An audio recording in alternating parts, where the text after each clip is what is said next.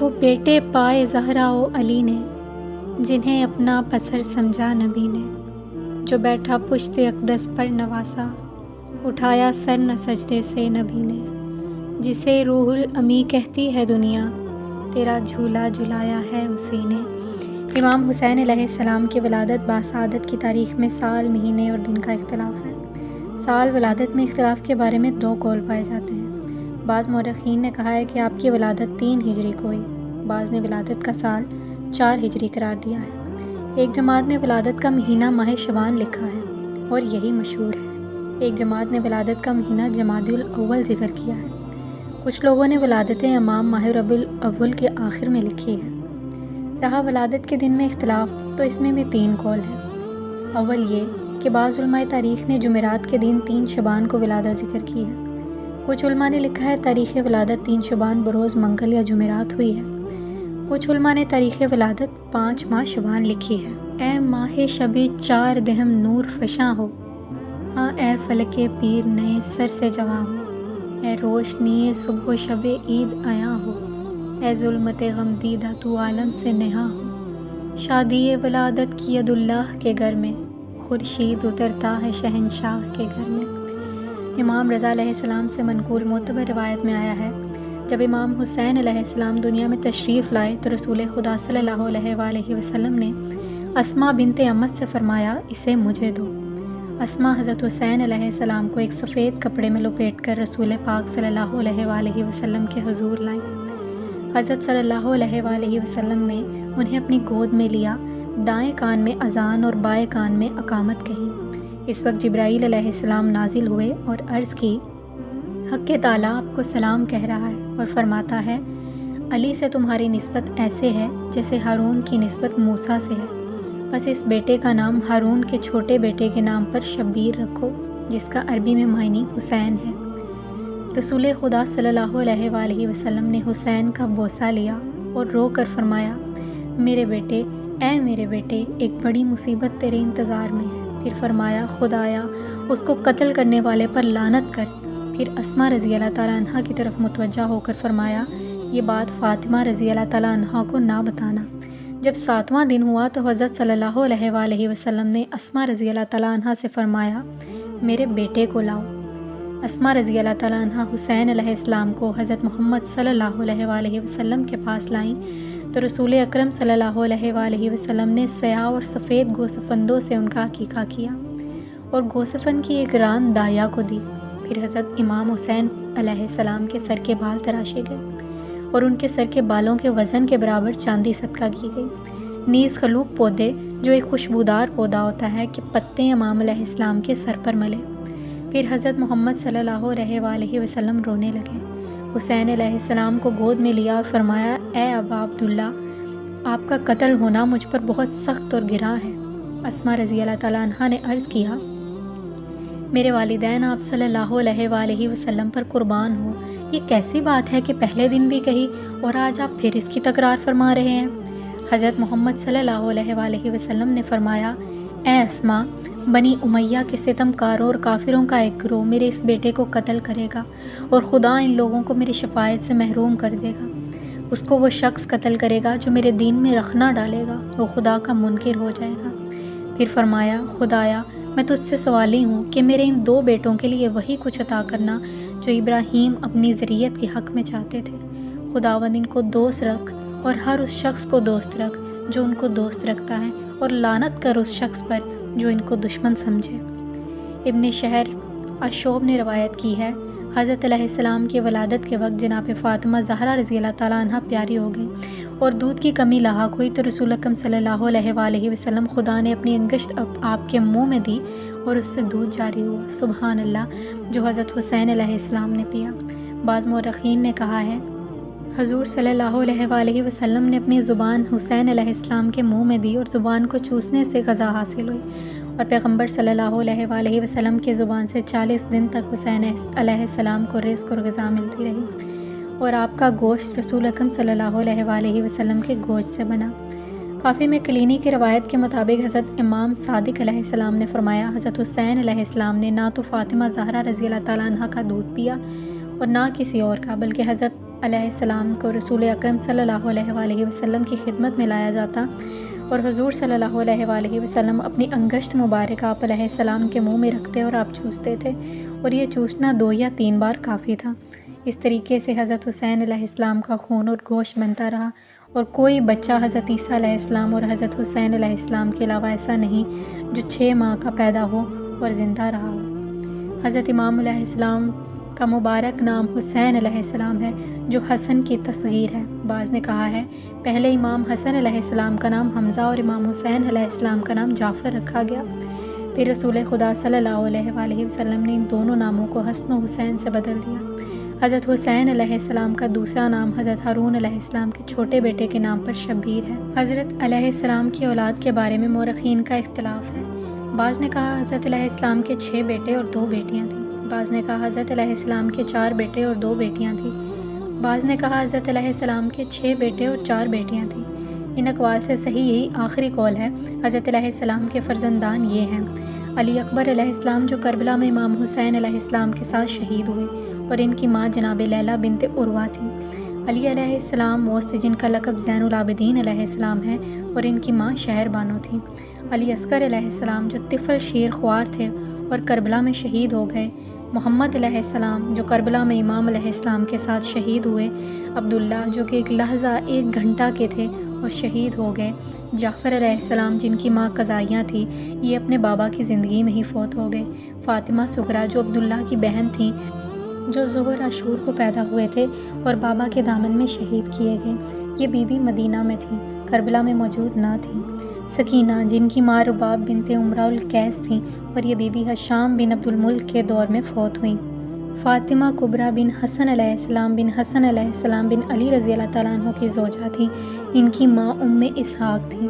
رقیہ جن کی ماں شہر بانو تھیں، اپنے باپ کے ساتھ مدینہ سے کربلا آئیں اور شام میں 5 سال کی عمر یا 7 سال کی عمر میں وفات پائی۔ حضرت امام حسین علیہ السلام کی شہادت کا دن اور مہینہ روز شہادت میں اختلاف ہے۔ بعض نے روز جمعہ اور بعض نے سوموار لکھا ہے، لیکن پہلا قول صحیح ہے، لیکن شہادت کا مہینہ محرم ہے اور اس میں کوئی اختلاف نہیں۔ حضرت علیہ السلام 61 ہجری میں شہید ہوئے، اور اسی سال کئی گروہ خون حسین علیہ السلام کا انتقام لینے کی خاطر اٹھے اور تمام قاتلوں، ان کے معاونوں اور ان تمام ظالموں کو جو سانحہ کربلا میں موجود تھے قتل کر دیا، اور ان سے ایک شخص بھی باقی نہ نکل سکا۔ البتہ جنات الخلود کے مطابق انتقام لینے والے گروہوں کے ہاتھ سے ایک شخص بھاگ گیا، جس کی داڑھی میں اسی سال کے آخر میں آگ لگی اور وہ جل گیا۔ وہ آگ سے نجات کی خاطر فرات میں غوطہ زن ہوا، لیکن موت سے نجات نہ پا سکا اور پانی ہی میں جہنم رسید ہوا۔ معاویہ کی موت اور یزید کی حکومت کے بارے میں لکھا گیا ہے کہ معاویہ شام کی طرف برگشت کے موقع پر ابوا میں اترا، اس کو لقوہ ہو گیا اور یہ بستر پر بڑی مشکل سے پہنچا۔ دوسرے دن لوگوں کو پتہ چلا تو گروہ در گروہ عیادت کے لیے آتے گئے۔ معاویہ نے کہا مصیبتیں 2 وجوہات کے باعث آتی ہیں، یہ سبب گناہ کہ خدا ان پر عذاب کرتا ہے تاکہ دوسروں کو عبرت ہو اور وہ گناہ نہ کریں، بسبب عنایت خدا تاکہ اس کو ان کی تکالیف کے بدلے بہت زیادہ ثواب حاصل ہو۔ آج اگر اس بیماری میں مبتلا کیا گیا ہے تو میں کیا کر سکتا ہوں؟ یہ ایک عضو بیمار ہے تو دوسرے اعضاء درست ہیں۔ اگر چند روز بیمار ہوں تو صحت مندی کے ایام بہت زیادہ ہیں۔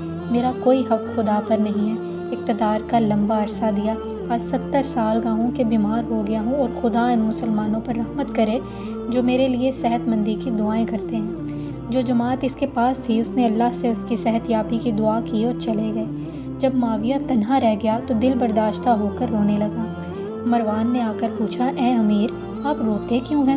کہا روتا نہیں مگر اس لیے کہ بہت سے کام کر سکتا تھا لیکن نہیں کیے، لہٰذا پریشان ہوتا ہوں اور اپنی کوتاہیوں پر حیرت کرتا ہوں۔ دوسرا روتا اس لیے ہوں کہ یہ پیاری لقوہ میرے ایک عضو پر ظاہر ہو گیا ہے جو روز بروز بڑھ رہی ہے۔ مجھے یہ خوف ہے کہ شاید مصیبت مجھ پر اس لیے آتی ہے کہ علی بن ابی طالب سے خلافت چلاکی سے چھین لی اور حجر بن عدی اور اس کے ساتھیوں کو قتل کیا، اور مجھ پر جلدی عذاب ہو گیا ہے۔ اور یہ سارے دکھ میں یزید کی محبت میں دیکھ رہا ہوں۔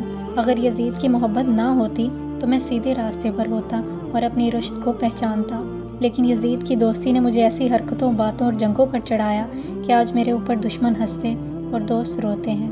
پھر وہ مقام ابوا سے شام پہنچا گھر میں گیا تو بیمار زوروں پر تھی اور اس نے پورے چہرے کو اپنی لپیٹ میں لے لیا تھا اور روزانہ رات کو بڑے شور شرابے والے خواب دیکھتا اور ان سے ڈرتا تھا۔ کبھی کبھی ہذیان بکتا تھا، پانی بہت پیتا تھا، اس کی پیاس بجھنے کا نام نہ لیتی تھی، ہر لحظہ بد بے ہوش ہو جاتا۔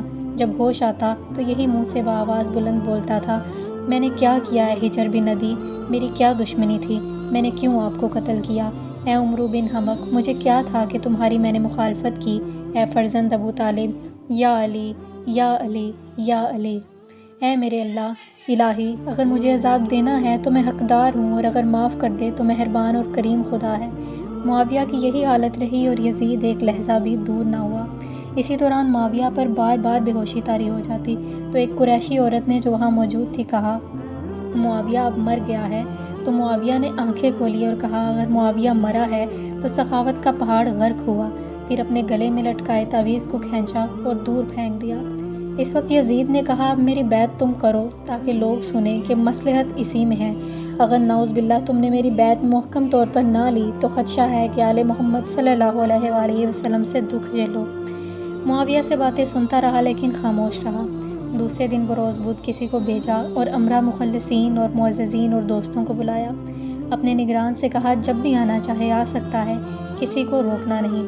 لوگوں کو جب پتہ چلا کہ اب معاویہ کے پاس جانے کے لیے کوئی معنی نہیں تو لوگوں نے آنا شروع کر دیا۔ معاویہ کو سلام کرتے، معاویہ کو غور سے دیکھتے اور واپس پلٹ جاتے تھے۔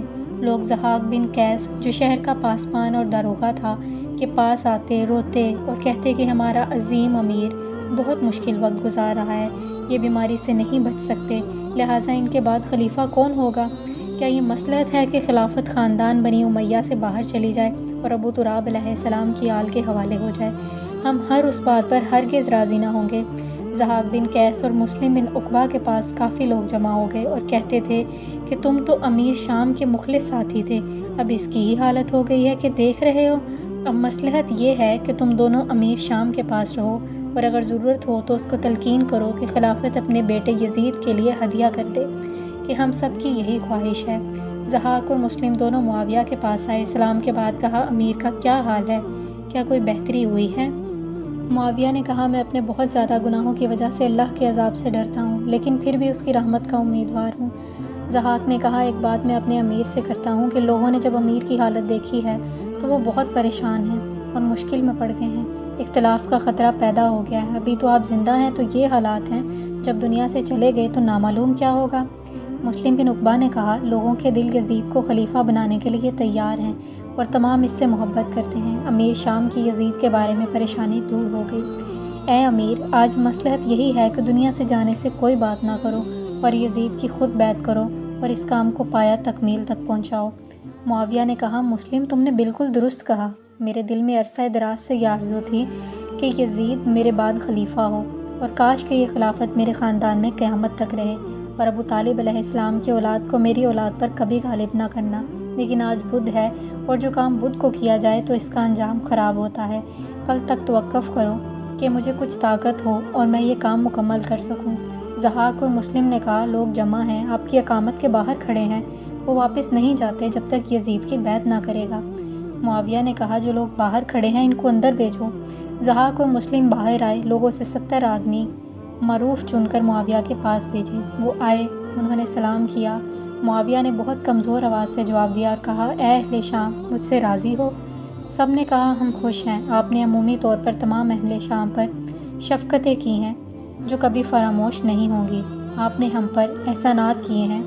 معاویہ کی تعریفیں کیں اور علی رضی اللہ تعالیٰ عنہ کی توہین کرتے رہے اور ذلت کی خاک اپنے اور اپنے منہ میں خود ڈالتے رہے، کیونکہ نفسی رسول صلی اللہ علیہ وآلہ وسلم خدا کو گالی بکتے رہے، نعوذ باللہ۔ اور معاویہ اور یزید کی خوشنودی کے لیے انہوں نے بہشت کو چھوڑ کر دنیا کو اختیار کیا ہے اور کہا، علی رضی اللہ تعالیٰ عنہ نے عراق سے شام کے لیے لشکر سے حملہ کیا، ہمارے مردوں کو قتل کیا، شہریوں کو خراب حال کیا، اب اس کے بیٹوں کو ہمارا حاکم اور خلیفہ نہیں بننا چاہیے۔